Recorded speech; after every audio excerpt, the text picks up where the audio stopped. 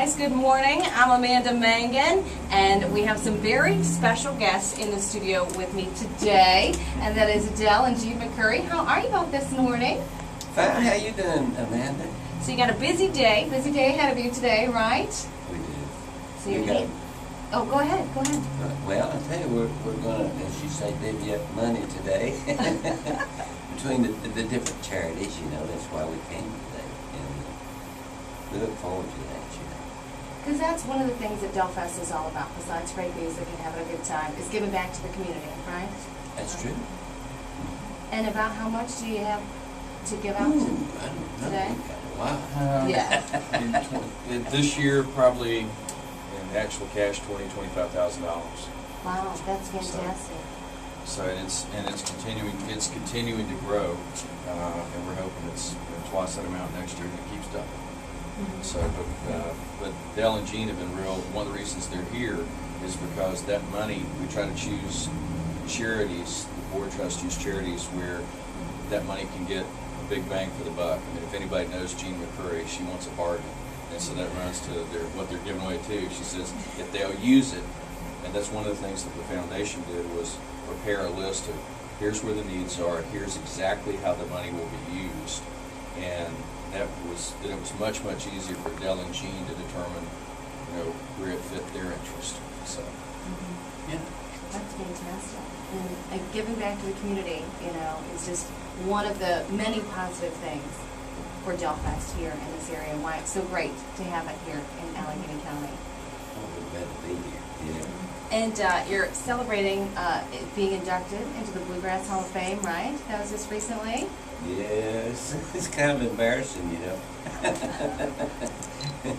mean, I never think about awards, but it's really an honor, It's I guess if you stay around long enough, they'll honor you with something. And I've been around quite a while.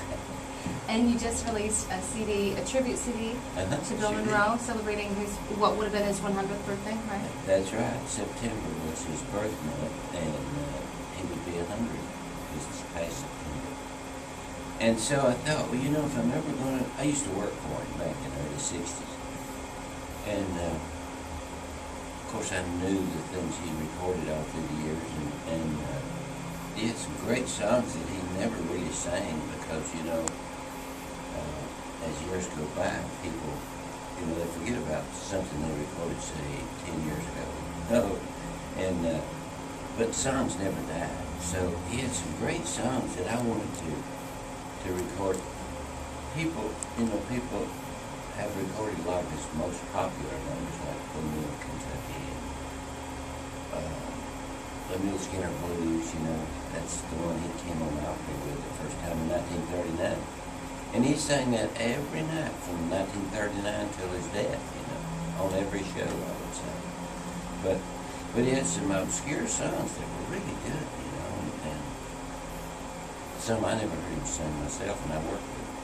So I wanted to do those, some of those.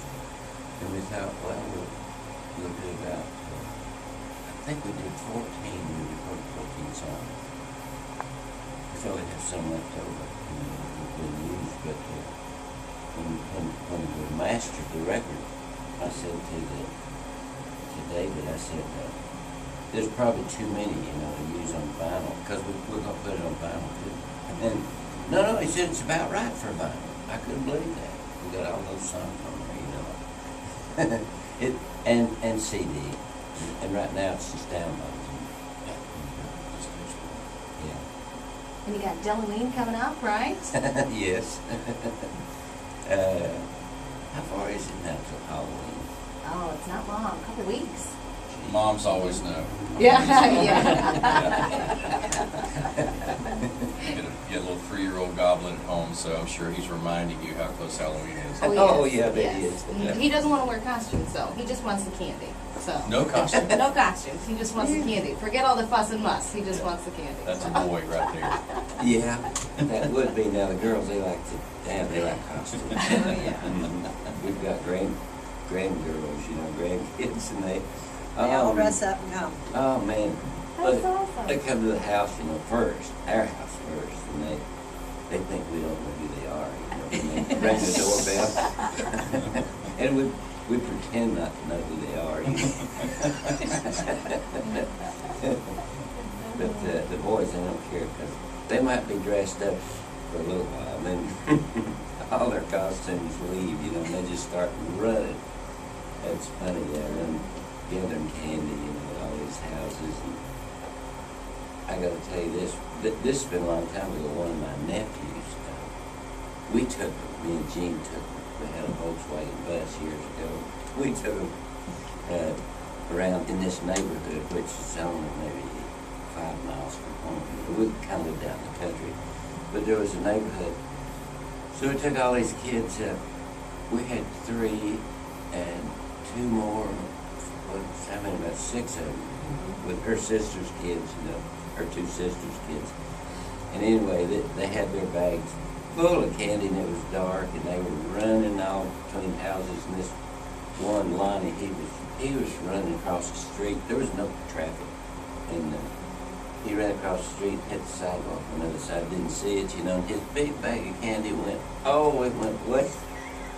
And he cried and cried and cried. He lost his candy. But that was the funniest part of the whole thing. So what else is going on? You're still working with the Price Hall Jazz Band, right? Yes, we just did a show in San Francisco with them. Sure did. Probably do more dates this coming year, you know, even than we have done. We've done a lot of dates this past year. And it's fun, you know. Those guys are really great musicians. You know, the clarinet player is 79, and he still plays really good, you know. But that's all he's ever done is play clarinet, you know. Or they play anything, play any horn, I think, you know. But yeah, we look forward to playing with them. But I got my own dates, you know. We were trying to slow down, but I think we're speeding up. Yeah.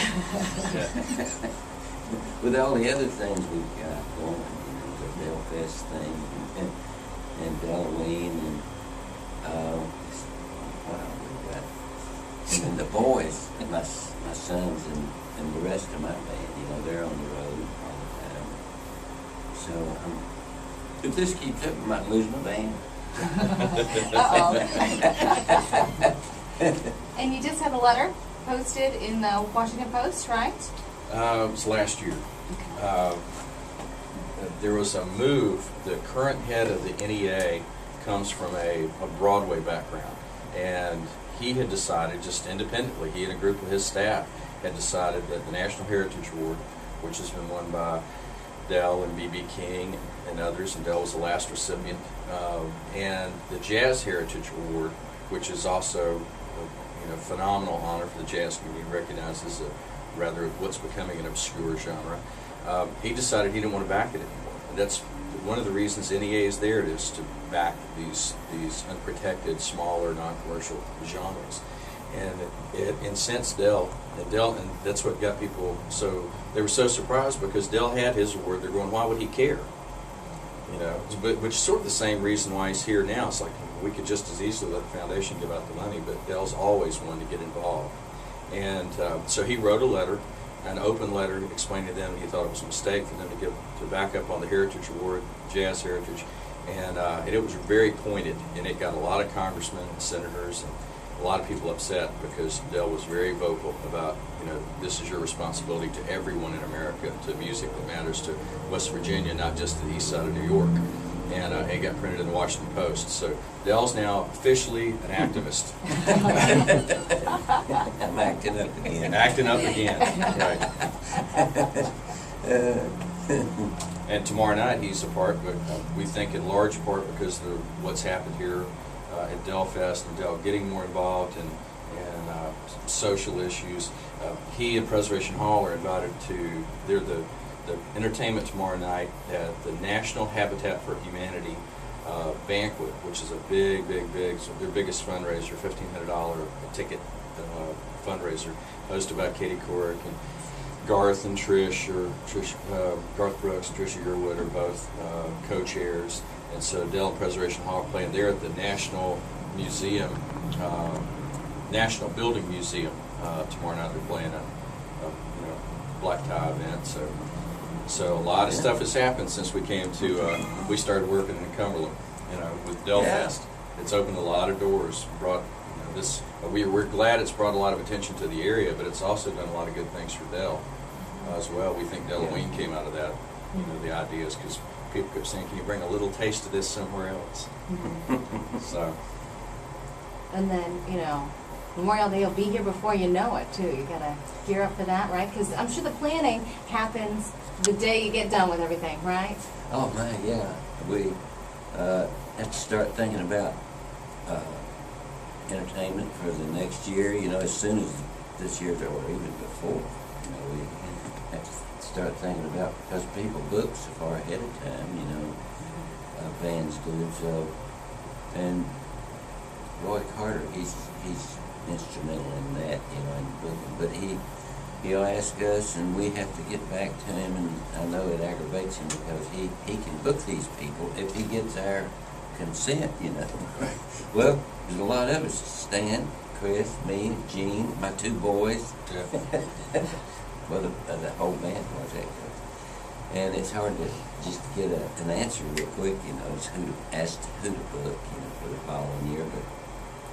But we always try to get a good variety, entertainment for the festival.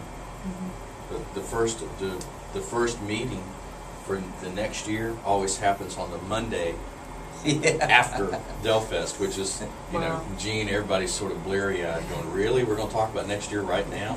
But you got to talk about when things are fresh, what you liked, what you didn't like. I'll tell you one thing, we can't say this enough, the new cooperation we have with this area, especially the county commission, has been phenomenal. I mean, we all went into this year, and the police, it just seems like everybody settled down this last year, and we got to know each other. And it was, from mine and Dell's standpoint, given some of the controversies in the past, this was about as good as it gets. Really? Dell didn't have to I didn't have to constantly go, Dell, we have about 4 or 5 angry people we need to sit down with. And none of that happened. It's been a wonderful group of people to work with. It made us, everybody was thrilled that we made the decision to stay. It was just confirmed by how good it was this year. So all of us have really grown to love the area, the people. It's fun to be plugged in now to the food bank and learn some new people like Associated Charities. But Gene will see things like the organization that wanted Family Junction. They're the ones that do the child seats. And when Gene starts to understand the area better, and she's gone to visit the food bank, and now knowing, that's something very crystal clear that we know we can help on. They say we need more child seats. That's easy for Gene to go, well, that's an easy one. But again, it says about the relationship. We know so much more about the area. We know people. We have so many volunteers that have become friends of the family. And Barb basically is family now, so she's, first thing Dell and Gene go, when we go hang out with Barb. So last night, very first thing, didn't we? First thing we came into town, we drove in and had dinner with Barb, and then we were fortunate to meet Doug and Betsy Schwab. They were there too, but this whole family loves Barb. Barb loves the family. All of them, extended family, everything. And what do you think, Barb, about all the changes and how things have progressed for Dell Fest so far? I think it's great. I really do. This year it was so much, I didn't feel any of the stress. And in all honesty, when you were there, you're just so happy people. Everybody has such a good time. And it's family oriented, and it does so much for our community. It's hard to, the economic impact that it has, not only from the, charitable contributions that we can see a check, but during that time, our hotels, the restaurants. This year, the trolley, we had the trolley running from the fairgrounds around town, brought over 500 people into Cumberland, took them up to the mall, took them to Braddock Square to do shopping. Although both of them broke down after the Dell Fest. But things like that people don't even realize what it impacted. And I think you hear from people as they travel, and they'll say they're from Cumberland. Oh, that's where Dell Fest is. or I come all the way from Oregon. I mean, it is amazing what Dell Fest has done to put us on the map. So I'll forever be grateful. It's just the friendships that I've made definitely made a difference in my life. I'm much better off because of it. And how about you, Jean? What do you think about seeing this expand and grow and the difference since the very first Dell Fest up to this past one? Oh, I think it's just great. You know, every year, you know, it's just gotten bigger and bigger, you know, and you just meet so many nice people. So we're just happy to be here. Well, it's Yeah. amazing event. Yeah, and I tell you, you know, we, in our travels, you know, when we play different venues, Barb mentioned Oregon, you know, people from Oregon, and we always mention, most of the time I can remember to mention Dell Fest, you know, on the shows, but we'll say that, and now somebody will holler, hey, we were there, and it could be in Texas, it could be in Maine or wherever, you know, and they'll say, oh yeah, we were at Dell Fest, you know, so people are coming from all over the 50 states, you know, and overseas. and foreign countries, Europe, you know, Mhm. they are. And I think we've had a hard time communicating that to the community about how far-reaching this is, because it's not just the people that are coming here. This last year, Dell played Boston Symphony Hall. He played Royce Hall on the UCLA campus. He just got back from the biggest free festival in the country, which is Hardly Strictly Bluegrass Festival in Golden Gate Park. Played the biggest paid festival, which is Bonnaroo in Manchester, Tennessee. And he's right, almost every place he talks about Dell Fest, and people are really intrigued by that. And the reason we've had these other little spin-offs like the little one-day festivals and Delloween has been because there's been so much demand. People say we need a little more of that spirit. So, you know, our expectations are we'll grow again, by 50% this next year. And what we really hope is we find a way to plug in with the community more, because I mean, this is something rare to bring this kind of talent to any area, and they're coming again because, like Barb talks about her friendship with the McCourys, it's these unique relationships, like Warren Haynes from the Allman Brothers. The thing he did for Dell Fest was unique. I mean, he'd never done it anywhere else before. And so now you've got friendships that Dell and Ronnie have, like with Jack White from the White Stripes and Dan Arbach from the Black Keys. And so the family can just do something that's not business related. They can extend an invitation to these people and say, if you've ever wanted to really prove your chops the way Chris Robinson from the Black Crowes. You know, he sat on Dell's bus, and Jean most of the time Jean kept her hand over her mouth because she couldn't believe all the stuff Chris was saying, because he's such an unusual character. And I'll leave you with this. He said the last thing to Dell, he said, they're talking about doing some other festivals together, and Chris leaned over to Dell and he goes, now Dell, I'm serious. He said, everybody needs a weirdo in their life. I want to be Dell McCoury's weirdo. So Dell starts laughing, and Chris leaves the bus, and Jean goes, what does that even mean? So, folks, we're bringing the weirdos to Cumberland just for y'all. Courtesy of Dell and Jean McCoury, we're bringing the weirdos to you. Well, on behalf of all the folks in Allegheny County, thank you for bringing Dell Fest here and being here and bringing this caliber and this level of talent and of music and of just history, you know, to this area, realistically, you know, and really putting Allegheny County on the map with this. It's an amazing festival. And giving to these charities, and I don't think we can say that enough about how much you all have given back over the years to our community. And I know the folks over at the food bank are very excited, and there's quite a few folks who are very excited and very grateful and thankful for what you give back to our community. And we'll shout it from the rooftops for you anytime. So, Great. anything else that y'all want to get out for our listeners? Oh, wow, let's see. Can't think of anything right now. Except thank you, man, and thank you to Pat, and thank you to all your stations. You've been there for us from the beginning. That's right. And we sincerely appreciate it. You had the best festival in the world. If you don't tell anybody about it, it ain't gonna do any good. Mm-hmm. Yeah, exactly. Well, again, thank you so much, Stan Strickland, Dell McCoury, Jean McCoury, and Barb Buehl. Thank you again so much. Thank you. Thanks, Amanda. This is Cumberland's Best Variety Magic 100.5.